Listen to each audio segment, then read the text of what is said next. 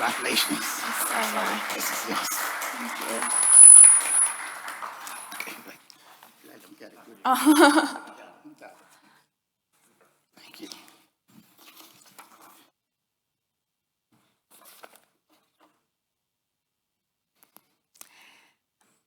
Guten Morgen. Good morning, everyone. Thank you for being here at 8:30 this morning. Thank you, David, for the introduction. And I would like to thank the Academy for recognizing my contribution with this award and providing a platform to present my work on aging and migration. Before I start my presentation, I want to acknowledge a few people who impacted my career in profound ways. When I think about my academic genealogy or my academic family tree, these are the 5 scholars who fundamentally shaped the way I think, I do my research, I teach, and continue to influence me today. Lana Nguyen Liu was the first lecturer I had who talked to me about acculturation research, and I've worked with her ever since, from first year at university as a research assistant, then a thesis student, and now as a collaborator. She introduced me to Colleen Ward, who became my PhD supervisor, and I'm just incredibly grateful that I've had the opportunity to learn from one of the greatest in acculturation research. Kristen Stevens and Mary Brandy were my guides into aging research. Through working with them as part of my postdoctoral fellowship, my current program of research started to shape up and develop. They introduced me to work around critical psychology, how to do research focusing on social structures, and kind of really focusing on policy making. And last but not least, I wanted to acknowledge Agnes Szabo, who was one of my lecturers in university, and she taught me about social justice. And at the time, I couldn't fully grasp what she was talking about, but it has become a really important focus of my work. And unfortunately, she's no longer with us, but I just really hope that she would be proud knowing that the seeds that she planted 15 years ago have finally sprouted. Often people ask me what is so special about aging as a migrant, and there are 3 main points I want to make here. It is widely documented that despite their lower socioeconomic status and experiences of cultural barriers, first-generation immigrants often report better health and well-being than their native peers, a phenomenon that has become known as the migrant paradox or the healthy immigrant effect. However, increasing international evidence suggests that this health advantage diminishes over time. By later life, migrants often arrive at older age with similar health as their native peers, or in most cases with more mental health difficulties, more chronic conditions, and more disabilities. So what does this mean? It means that we have people who start out really well, and over time, they arrive at old age in really poor health. It means that they have critical life experiences that put them on a vulnerable trajectory. And this brings me to my second point. We don't just arrive at old age and suddenly we start to experience difficulties or problems. We carry our life experiences with us. There are systemic differences between individuals and groups in society in how we can access resources, and these differences widen with the passage of time. We know that migrants experience a lot of vulnerabilities and adversities over the life course, such as acculturation-related challenges, racial, ethnic, religious discrimination, downward social mobility, economic hardship. As these experiences accumulate over time, it has a profound impact on their health and well-being. And finally, aging is culturally mediated. Critical culture perspectives on aging show that beliefs about what it means to age well vary across cultures, and they're strongly determined by the values individuals and communities hold. People not only value different ways of growing old, they also realize their health and well-being and quality of life differently. as I was immersing myself in this literature, I realized that there was actually very little systemic work bringing these two areas together, and most of the research was rather opportunistic and very much under-theorized. So as a response, I developed my research program, Growing Old in an Adopted Land, or GOAL, to cross-fertilize aging research and acculturation theory, to develop a theoretical framework that is critical, ethical, and has a life course focus. In my research, I focus on 3 themes: redefining what aging well means for migrants, that's theme 1. The second theme is about issues around transnational belonging, loss, meaning of place, particularly what it means to age in place when home means 2 different countries. And theme 3, Growing Old Together, seeks to understand how culturally mixed couples navigate aging and the extent to which intercultural marriages create unique pathways to aging well. At the heart of my research is a cohort study that includes both longitudinal prospective and retrospective data collection, both quantitative and qualitative research. And today I will tell you about the first stage of this project, which was a focus group interview study. The purpose of this study was to gain a better understanding of what it means to age well for migrants and how they achieve it. My team and I ran focus groups with older migrants all across the North Island of Aotearoa, New Zealand. We focused on 6 communities: British, Chinese, Indian, Sri Lankan, Samoan, and South African. We ran 17 focus groups, talked to almost 80 people, both in large cities and more rural regional areas, to get a better understanding of different types of experiences. Today, I'm not going to talk about the Samoan data because currently we are keeping that separate from the rest of the data. So to answer our question about what it means to age well for migrants, we conducted thematic analysis on our data, and 3 main themes emerged, each consisting of multiple sub-themes. Health and well-being were identified as the foundation of aging well in all groups. However, there were marked differences across groups in terms of how people defined health and well-being, whether it was understood as an individual characteristic, individual functioning, or the wellness and well-being of the collective.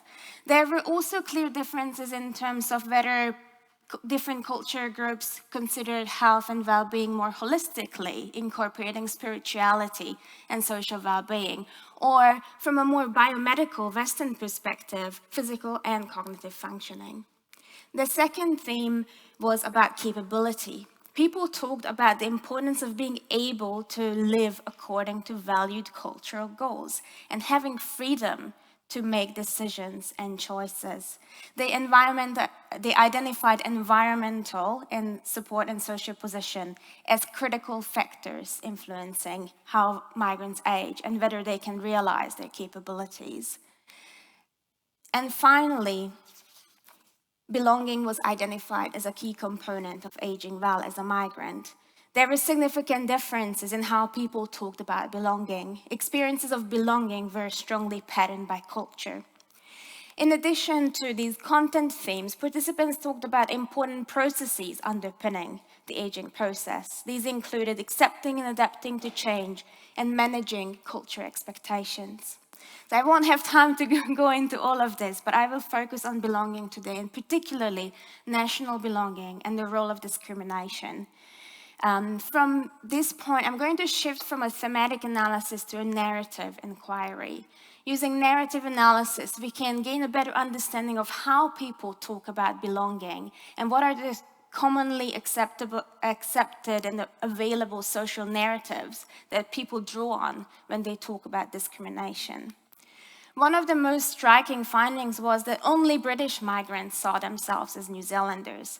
They identified strongly as New Zealanders and rejected the migrant label, which is illustrated by the quote from Anne-Marie.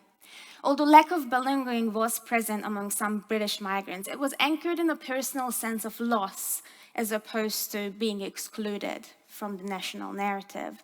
British migrants generally talked about being a New Zealander as a right, as opposed to something to be earned. There was very little acknowledgement of having a privileged position as an English-speaking migrant from the UK. One exception was Molly, who offered a different narrative. Molly was a disruptor in her discussion group. She was the protagonist, always skillfully challenging the narratives shared by other participants. Here she says, if you come to New Zealand as a migrant and we all speak fluent English, we understand each other very well. Actually, coming from Britain to New Zealand is not a huge shift. But I've come across people who come to New Zealand with a totally different culture background. They've got a new country, a new culture, a new language, new foods, new everything.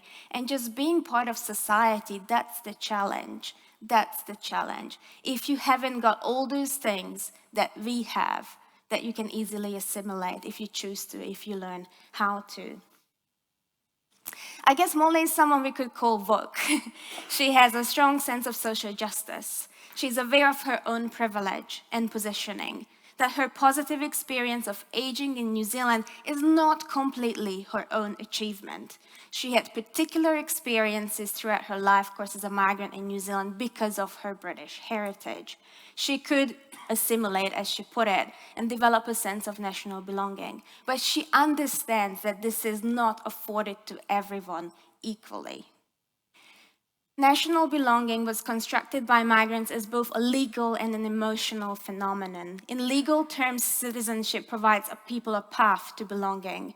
Once you're a citizen, you're no longer a migrant in legal terms. Yet, when I ask my participants, do you see yourself as a New Zealander? They commonly answered, well, according to my passport, I am, but older migrants reflected on national belonging being co-constructed between migrants and host nationals. It is not enough to feel that New Zealand is your home. It's not enough to feel that you belong. Your belonging needs to be legitimized.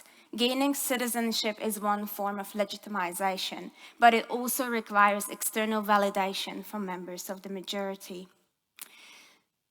Discrimination was a common experience that created barriers to national belonging. And probably you can't see this, but I will walk you through this conversation with Kamal, an Indian man, who throughout this discussion talked about his experience of discrimination. He slowly opened up, but he also talks about his frustration with other members of that discussion group and how other people in his community push back against the idea that discrimination exists. So Kamal said, I honestly feel more peaceful in India than I feel here after 70 years. And after that, everyone talked about how wonderful New Zealand was. And he said, well, oh no, it's wonderful, love it. It's just when you experience that there is something missing. So I asked him, what is that thing? What is missing? He says, I don't know what's missing with me, but these gentlemen here, talking about the other people, would know. I'm not a citizen of New Zealand. Do you believe that? This is what I'm saying. These gentlemen have an experience that she, pointing to his wife, hasn't. She is a naturalized New Zealander. I've served everyone. I've been tied up with sports and business. Everything you can ask, really. I've traveled halfway around the world and more so with an Indian passport, which I'm very proud to be an Indian. And towards the very end of the discussion, finally he names that thing. He says, that's how we ended up here. But in that path, there was a lot of discrimination, which is not mentioned, and I don't know why. Kamal had experiences of discrimination throughout his life, and as a result, he doesn't feel that he belongs in New Zealand, where he lived most of his life, 70 years. He feels that he belongs in a country he only visited a handful of times since leaving. An important part of his narrative, a turning point, is the inability to gain citizenship. Discrimination as a barrier to belonging was also prevalent in the South African narratives. Specifically, South Africans discussed the difficulty of managing New Zealanders' stereotypes and preconceptions of South Africans. This makes them feel excluded, isolated, and cautious about building relationships. So here Dirk says, not being accepted. I say accepted, but the word accepted is not really the right word here. But of course, as a South African, you are judged as a racist. Nobody says it, but you are South African, you must be racist, you must be this, you must be dead. So we are getting tagged, labeled, which isolates you. Dirk's quote highlights the feeling of needing to prove yourself, living a life carrying the history and burden of apartheid, proving to everyone everywhere that you are not a racist. It is a constant struggle for South African migrants. They experience this over and over again throughout their life course. These experiences have a really profound impact on how they arrive at older age. And also I just want to highlight the irony of people in a country with a history of colonization using racism or the racist history of another country as a moral justification for their own discriminatory behavior. While some migrants openly talked about their experiences of discrimination, many rejected the idea that discrimination was a problem in New Zealand. They commonly drew on a narrative that discrimination was an individual responsibility. So here Joshil talks about his view as a response to Kamal, the earlier participant, sharing his experience. So Joshil says, I haven't found any discrimination myself as a person, but a lot of people sort of keep on saying that there is discrimination, but I think it is your approach, your mannerisms. But I think New Zealand is a very, very, very good multicultural country. Joshil here utilizes a narrative that shifts the responsibility for exclusion and discrimination from society to individuals. You just have to have the right attitude and behave the right way to be accepted.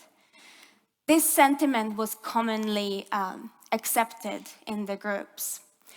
Here's just one example from one of the Chinese groups where Rui talks about his experience in his town. He says, it's quite good because the Chinese here are also good. Those older Chinese migrants, they all come here and do hard work. They have a good reputation and they try to help.